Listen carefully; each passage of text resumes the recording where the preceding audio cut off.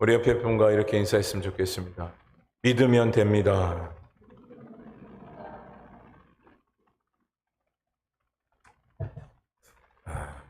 하와와 아담, 즉 아담과 하와가 신혼생활하는 한 가지의 이야기가 있습니다. 아시는 분은 또 아실 텐데 아셔도 모른 척하고 들으시길 바랍니다. 어느 날 아담이 밤늦게 실컷 놀다가 늦게 들어온 겁니다. 아담이. 실컷 이렇게 밖에서 놀다가 집에 언제 들어왔느냐? 새벽 1시쯤에 딱 들어온 거예요. 기다리던 하와가 너무나도 화가 나서 아담에게 소리치면서 이렇게 이야기하는 겁니다. 당신 지금 몇 시인 줄 알아? 혹시 다른 여자랑 놀고 온 거 아니야? 이렇게 소리를 친 거예요. 근데 이 말을 들은 아담이 순식간에 기가 막혀서 싸우기는 싫고 조용히 이렇게 이야기했다고 합니다. 이 세상에 여자가 너밖에 더 있냐? 정확한 이야기를 했습니다. 여러분, 이야기 속에서 우리가 한 가지 또한 찾아볼 수 있는 것은 무엇이냐면 사람은 의심하기 시작하면 끝이 없다라는 거예요. 그래서 의심은 잠이 들 때까지 어떻게 되느냐? 까지 담게 된다라는 것이라고 이야기합니다. 여러분, 우리에게는 의심이 없어야 됩니다. 늘 하나님의 그 말씀을 믿고 또 믿는 자가 되어져야 한다라는 것이죠. 아담의 이야기가 여기서 끝난 것이 아니라 아담이 그렇게 이야기를 하고 잠이 들었습니다. 잠이 들었는데 자꾸 잠결에 누군가 옆구리를 팍팍 찌르는 거예요. 그래서 이상하다 싶어갖고 잠에서 딱 깼는데 여지없이 하와가 아담의 옆구리를 만지작만작하면서 꾹꾹 찌르기도 하고 막 그러는 겁니다. 그래서 아담이 화가 나갖고 도대체 당신 뭐 하는 거냐고, 왜 이렇게 자다 말고 내 옆구리를 계속해서 이렇게 만지작거리고 찔러대는 거냐고 이렇게 이야기하는 거예요. 가만히 있어봐. 지금 당신의 몸에 갈비뼈 내가 세고 있잖아. 무슨 얘기인지 아십니까? 하와가 그렇게 생명을 얻은 것은 무엇을 통해서 얻게 되었죠? 바로 아담의 갈비뼈. 그래서 갈비뼈를 세는 이유가 뭡니까? 꼭 하나님께서 숨겨둔 여자가 있지 않을까? 그것을 의심하며 지금 바로 하와는 아담의 갈비뼈를 그 밤에 찾고 있었던 것입니다. 여러분, 이처럼 의심하는 것은 항상 끝이 없다라는 것을 재차 또한 이야기 속에서 보게 되는 것이죠. 결국 의심이 계속되어지면 믿지를 못하는 것입니다. 그리고 오히려 그 의심 때문에 상대방을 어떻게 하는 대상이 되고 마느냐? 공격하는 대상이 되고 맙니다. 그리고 여러분, 의심이 계속되어지는 그 순간부터 상대방을 무엇하지 못합니까? 신뢰하지 못합니다. 오늘날 사회에서도 그런 건 아니겠습니까? 많은 사람들이 상대방을 신뢰하고 믿기보다는 무엇부터 하죠? 저 사람 믿을 만한 사람인가? 라는 것이 바로 사회의 구조예요. 물론 이것이 결코 나쁜 것은 아닙니다. 하지만 하나님과 말씀 앞에서는 우리는 어떻게 합니까? 의심이 앞서기보다는 믿음이 우선이 되어야 한다는 거죠. 우리는 간혹 말씀이 도대체 맞는 거야? 어떻게 이럴 수 있지? 라는 마음을 가질 때가 있습니다. 제가 청년 때는 거의 한 1년 동안 말씀에 대해서 계속해서 질문한 적이 있습니다. 그렇게 해서 계속해서 질문했던 것은 결국 무엇이었냐면 믿지 못해서였어요. 도대체 이 말씀이 이렇게 된다는 것이 말이 맞는가? 도대체 이렇게 될 수 있는 것은 무엇이냐고 계속해서 질문을 했습니다. 그것은 결국 저희 내면 가운데 무엇을 담고 있었던 것입니까? 의심을 담고 있었던 것이죠. 믿음을 담고 그 말씀을 봐야 하는데 의심이 되어지다 보니까 그 말씀 자체가 은혜가 되어지지 않았던 것이에요. 하지만 여러분, 하나님의 말씀을 믿음대로 받아들이는 그 순간부터 그 말씀의 그 권세가 우리 가운데 임하게 되는 것입니다. 믿지 못하고 의심하는 가운데 하나님의 말씀을 들으려고 하고 하나님의 말씀을 행하는 그 생활 가운데는요, 하나님의 역사는 나타나지 않습니다. 믿어야 한다라는 거죠. 흔히 여성분들은 정해진 미용실만 가시는 것 같아요. 여기 갔다 저기 갔다 하는 게 아니라 꼭 한 군데 딱 정해놓고 가시는 것 같습니다. 그렇게 정해놓고 가는 건 뭡니까? 그 미용사를 믿기 때문에. 근데 그곳에 미용사가 실수하지 말라는 법이 없는데 그럼에도 불구하고 한 곳 그 미용사만 계속해서 가시더라고요. 그냥 믿고 가는 겁니다. 남성들이 가는 이발소도 그렇습니다. 이렇게 이발소에서는 제가 안 가본 지 꽤 오래됐는데 만한 칼을 두고 이렇게 면도를 합니다. 목에 대고 막 이렇게 돼요. 막 이렇게 긁어댑니다. 막 뭐 면도를 하기 위해.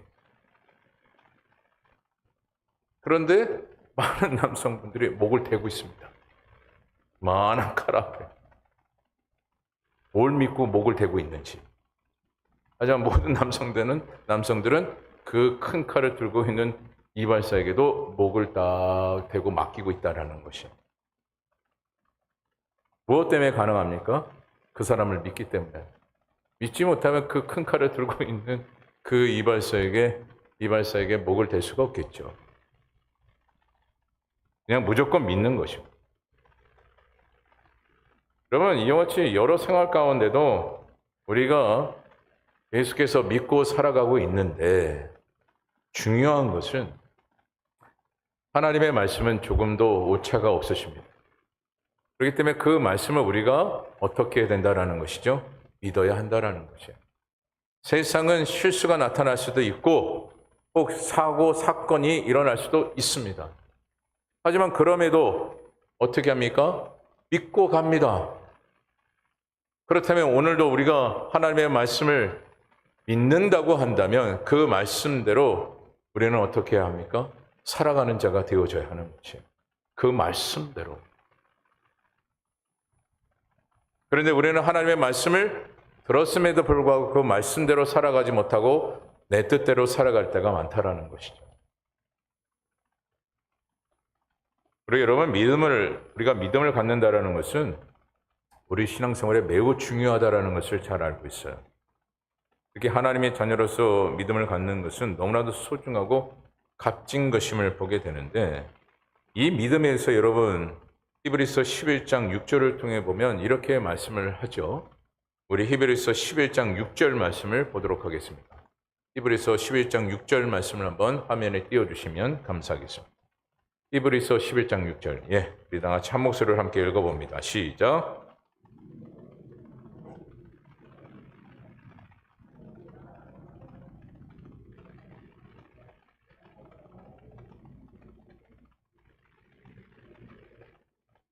아멘. 믿음이 없는 것은 뒤로 두고요. 믿음이 있다면 하나님께서 오늘 우리에게 무엇을 주신다라고 말씀하고 계십니까? 상을 주신다라고 말씀을 하고 있습니다. 근데 우리는 간혹 믿음 생활하면서 자꾸 더 주입적으로 이야기하는 것은 무엇이냐? 믿음이 없다면 어떻게 될까? 여기에 더 집중될 때가 있습니다. 하지만 오늘 우리는 더 이 말씀에 집중해야 될 것은 무엇입니까?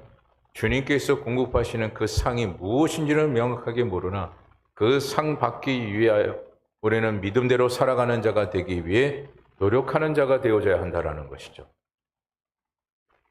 여기서 특별히 상 주시는 이 상 주신다라는 이 말씀을 헬라어로 보게 되면 미스타 포도테스라는 이 단어를 사용하게 되는데 이것은 무슨 뜻을 갖고 있느냐? 보상하다라는 뜻을 가지고 있어요. 즉 우리가 하나님만을 믿고 하나님께만 기쁨을 드리는 자가 되어지면 하나님께서는 우리에게 보답하시는 은혜를 주신다라는 말씀을 이와 같이 하고 계시는 겁니다.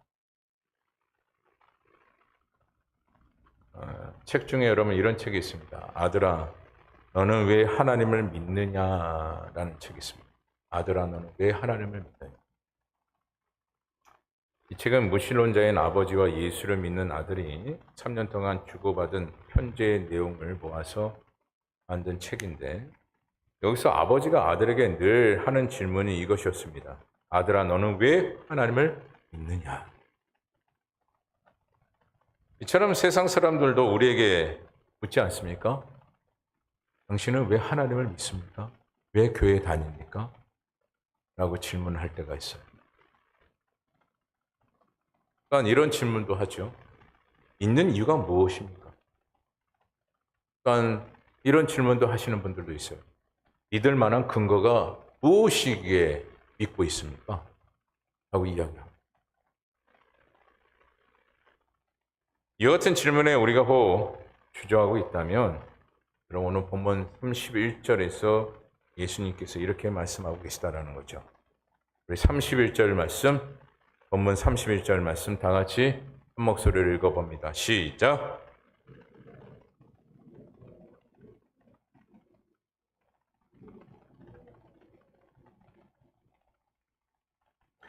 지금 명확하게 말씀하고 있는 말씀이 뭡니까? 믿음이 적은 자여 왜 의심하느냐? 오늘 우리에게 무엇이 있기 때문에 세상 사람들이 이와 같이 질문하는 질문에 주저하고 있느냐? 바로 믿음이 적고 의심을 하기 때문에. 오늘날 사람들은 말합니다. 안 믿는 것이 정상이고 믿는 것이 매우 특별한 것처럼 그렇게 여기죠. 말씀을 보게 되면 믿는 것이 정상이고 안 믿는 것이 이상하다라고 명확하게 말씀을. 오늘 우리는 믿어야 합니다. 세상을 믿으라는 것이 아니라 하나님의 말씀을 믿으라는 얘기예요. 이 세상 그 무엇도 믿을 만한 것이 없으나 하나님의 말씀만은 믿을 수 있다라는 것을 말씀을 하고 있기에 우리는 하나님의 말씀을 믿어야 한다라는 것이에요. 여러분, 세상에 믿을 만한 것이 여러분 얼마나 있다라고 생각을 하십니까? 오늘도 제가 기초 양육 훈련하면서 100% 믿을 만한 것이 있습니까? 자녀를 믿으십니까? 100%? 하고 이렇게 질문을 한 적이 있습니다. 아마 여기 계신 분들도 나는 그 누구를, 그 무엇을 100% 믿습니다라고 할 수 있는 사람은 아무도 없을 겁니다. 하지만 하나님의 말씀은 100% 믿어도 조금도 손해볼 것이 없다는 것이에요. 세상의 것은 100% 믿다 보면 후회하기도 하고 낙심하게 되기도 하고 상처를 받기도 합니다. 하지만 하나님의 말씀을 믿으면 믿을 만큼 우리는 낙심이 아니라 기쁨이 2배가 돼요. 또한 감사가 넘칠 뿐만 아니라 축복의 역사가 우리 가운데 임하게 된다는 것이죠. 제가 믿음에 대하여 제자 훈련을 할 때마다 꼭 질문하는 것이 있습니다. 지금까지 살면서 여러분, 삶의 그 모든 삶 속에서 소망하는 것이 무엇입니까? 근데 이 소망이라는 이 단어가 참 넓은 의미를 담고 있지만 도대체 내가 내 삶 속에서 소망하는 것이 무엇인가? 무엇을 내가 소망하며 오늘도 살아가는가? 확신 없이 살아가시는 분들이 너무나도 많아요. 그런데 하나님의 말씀을 믿고 살아가는 믿음의 백성들은요, 하루하루가 소망이에요.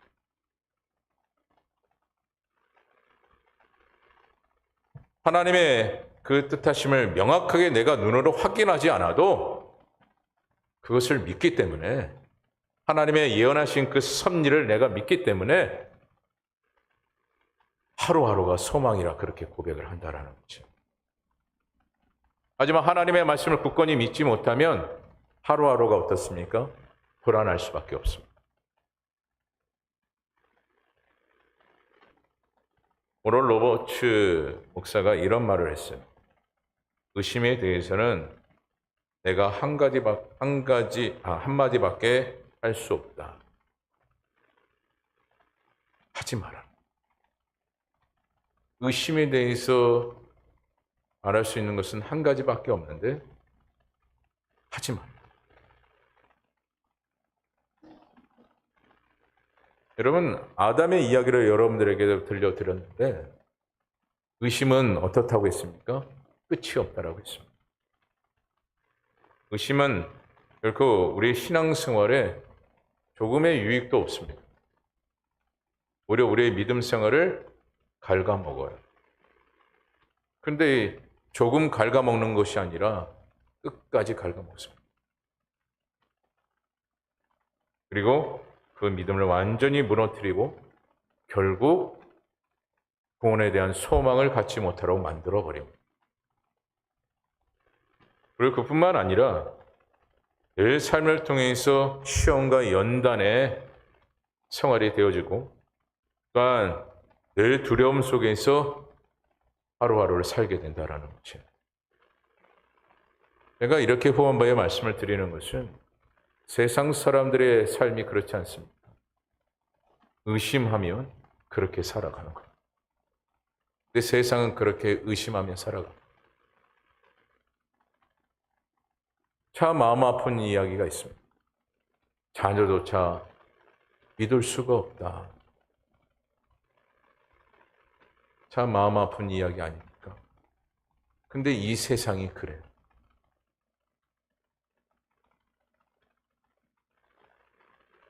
그래서 우리는 이 세상을 바라보면 늘 두려울 수밖에 없는 것입니다.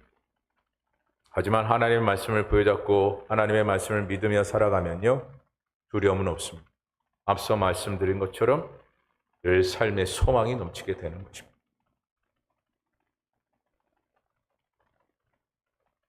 그리고 여러분, 의심은요, 받은 은혜를 무너뜨리게 된다라는 것이에요.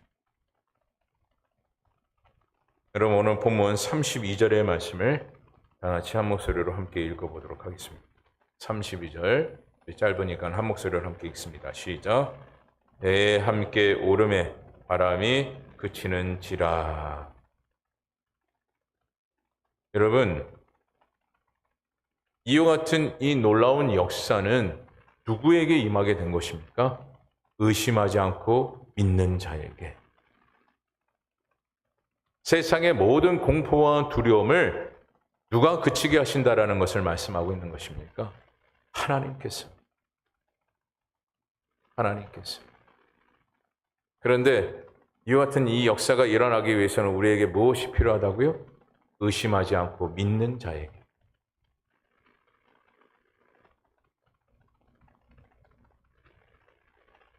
삶의 걱정과 염려는 끝이 없다라고 이야기하지 않습니까? 하지만 그것이 멈출 수 있는 것은 무엇이라고요? 바로 그치게 하시는 그 주님의 손길인데, 그 손길이 우리의 인생 가운데 적용되어지기 위해서는 우리가 그분을 의심하지 않고 믿어야 된다라는 것이에요.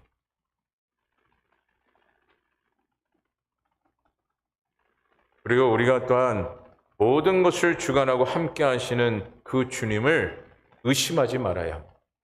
그러니까 결국 모든 것을 하나님께서 하나하나 주관하심을 우리가 믿어야 한다라는 것이죠. 하나님께서 특별히 우리에게 약속하신 한 가지의 말씀이 있어요. 그 말씀이 이사야서 41장 10절의 말씀인데, 우리 이사야 41장 10절 말씀도 한번 띄워주시죠. 이사야 41장 10절 말씀. 이사야서 41장 10절 말씀. 성경을 한번 찾아서 함께 읽어보도록 하겠습니다. 함께 있습니다. 두려워 말라, 내가 너와 함께함이라. 놀라지 말라, 나는 내 하나님이 됨이라. 내가 너를 굳세게 하리라. 참으로 너를 도와주리라. 참으로 나의 의린 손으로 너를 붙들리라. 또 한 가지의 말씀은 마태복음 28장 20절인데 이렇게 말씀을 해요. 내가 너희에게 분부한 모든 것을 가르쳐 지키게 하라. 볼지어다 내가 세상 끝날까지 너희와 항상 함께 있으리라 하시니라. 주님이 믿음에 대해서 이와 같이 말씀을 통해서 전하고 있고, 또한 그 말씀을 어떻게 하고 계십니까? 지키겠다라고 말씀을 하고 있어요. 그러므로 오늘 우리는 어떠한 고난과 역경 속에서도 누구와 함께하는 자가 되어져야 함을 말씀하고 있습니까? 주님과 함께하는 자가 되어져야 한다라는 거예요. 근데 이 주님과 함께하는 이 함께하심이 이루어지기 위해서는 무엇이 없어야 되느냐? 의심이 없어야 된다라는 거지. 그리고 우리가 의심하게 되면 기도의 능력조차도 잃어버리게 됩니다. 우리가 기도하면 하나님의 응답하심을 믿어야 합니다. 많은 분들이 기도를 열심히 하고 뒤돌아서는 아휴 하고 한숨을 쉴 때가 있어요. 그때마다 참 목사 입장에서는 제 기도를 왜 했지? 라는 마음이 들 때가 있습니다. 여러분, 기도한다라는 것은 전적으로 누가 앞에 맡기는 겁니까? 주님 앞에 믿고 맡기는 거예요. 그냥 맡기는 것이 아니라 믿고 맡기는 거예요. 그렇다면 무엇이 없어야 됩니까? 기도 앞에는 의심이 없어야 됩니다. 의심이 있는 그 순간부터는 기도의 역사, 응답하심이 없어요. 왜 예레미야서 33장 2절에서 3절의 말씀해 보게 되면 이렇게 말씀하고 계시지 않습니까? 이를 행하는 여호와, 그것을 만들며 성취하시는 여호와, 그 이름을 여호라 하는 이가 이같이 이르시되 너는 내게 부르짖으라. 내가 내게 응답하겠고 내가 알지 못하는 크고 은밀한 일을 내게 보이리라. 이 모든 것이 무엇하는 자에게 임하신다라는 겁니까? 기도하는 자에게. 그런데 어떤 기도요? 의심하지 않고 기도하는 자에게 이와 같은 이 역사를 이루신다라는 거예요. 마태복음 21장 22절에 보게 되면 이런 말씀을 하시죠. 너희가 기도할 때 무엇이든지 믿고 구하는 것은 다 받으리라 하시니라. 기도 속에 이 믿음이 있어야 받는다. 결국 무엇이 없어야 된다고요? 믿음이 없어요. 의심이 없어야 된다. 또한 마가복음 11장 24절에도 이렇게 말씀을 합니다. 그러므로 내가 너희에게 말하노니 무엇이든지 기도하고 구하는 것은 받은 줄로 믿으라. 그리하면 너희에게 그대로 되리라. 결국 기도를 굳이 영어로 좀 표현한다면 마스터 키예요. 마스터 키가 뭡니까? 그 키만 있으면 어떤 문제든 다 열 수가 있어요. 기도가 바로 그렇다는 얘기예요. 그런데 이 마스터 키, 이 기도다워지기 위해서는 무엇이 필요하다라고 말씀합니까? 믿음, 의심 없는 그 믿음이 필요함을 말씀하고 있습니다. 그러니까 결국 오늘날 우리가 인생 가운데 겪고 있는 환난과 염려, 근심, 이 모든 것들이 사라지기 위해서는 결국 우리에게 무엇이 없어야 된다라는 것을 말씀합니까? 의심이 없어야 된다라는 거예요.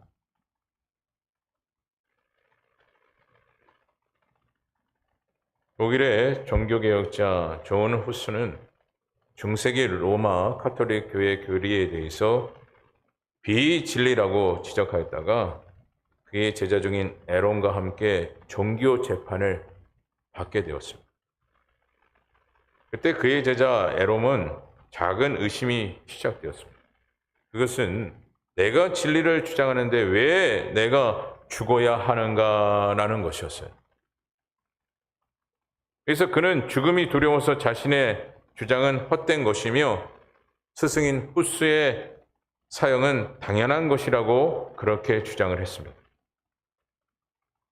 제자였던 엘롬은 작은 의심의 시작과 죽음의 위협 앞에서 무엇을 한 것입니까?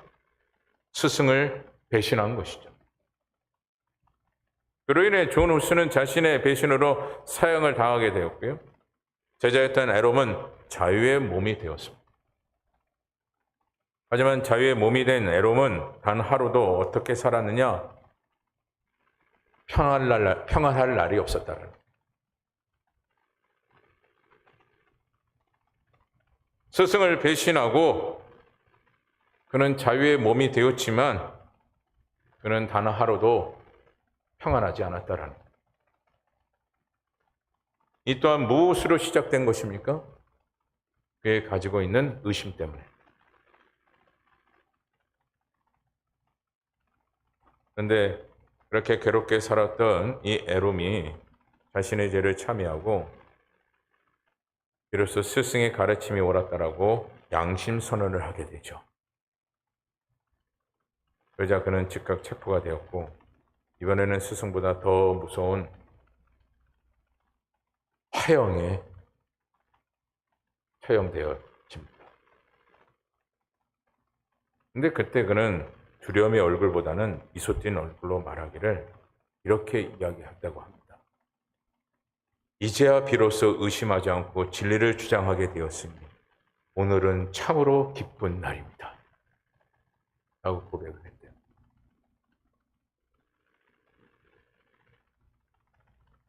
여러분, 여기선 두 가지를 이야기합니다. 하나는 의심하는 순간 그 사람은 반드시 배신한다. 그리고 또 한 가지는 그 배신은 끝을 봐야 끝난다. 그리고 한 가지 더 덧붙인다면 의심하면 그 삶 속은 결국 고통과 힘듦이 더하게 된다. 그래서 오늘날 우리가 믿음이 있다면요, 오늘 우리는 의심하지 말아야 하는 것입니다. 그리고 요한복음 20장 29절에 보면 믿음에 대해서 이렇게 예수님께서 정의를 내리십니다. 우리 요한복음 20장 29절 말씀 우리 다 같이 한 목소리로 함께 읽어보도록 하겠습니다. 네, 우리 다 같이 한번 읽어봅니다. 시작.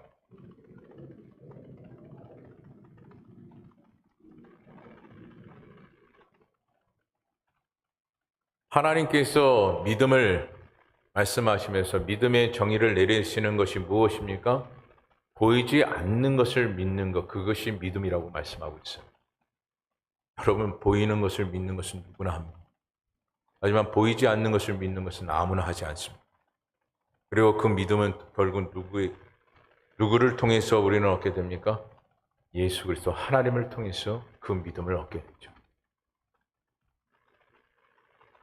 그리고 이 믿음을 얻는 그 순간부터 우리는 어디에 속한 자가 되어지느냐? 하나님의 역사 속에 속하는 자가 되어지는 것입니다.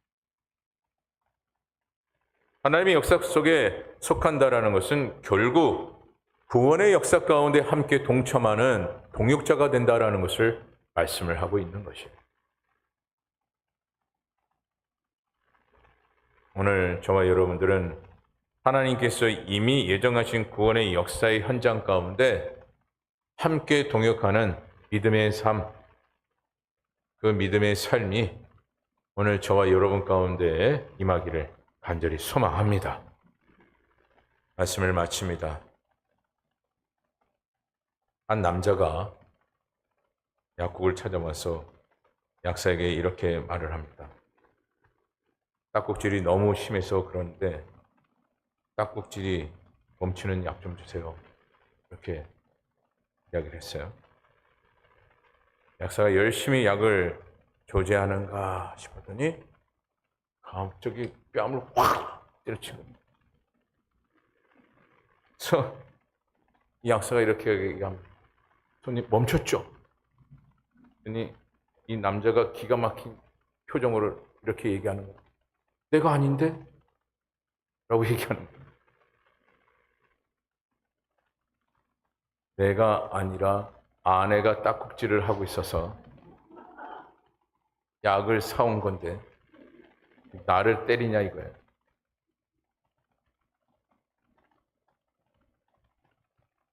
우리도 하나님의 말씀으로 많은 지식을 얻어서 자신 있게 행동을 하지만 의심이 싹 트는 그 순간부터 어떤 행동이 이루어지느냐? 엉뚱한 행동이 이루어집니다. 여러분, 그래서 우리는 의심하지 말아야 하고 늘 하나님의 말씀에 여러분 고민하지 마십시오.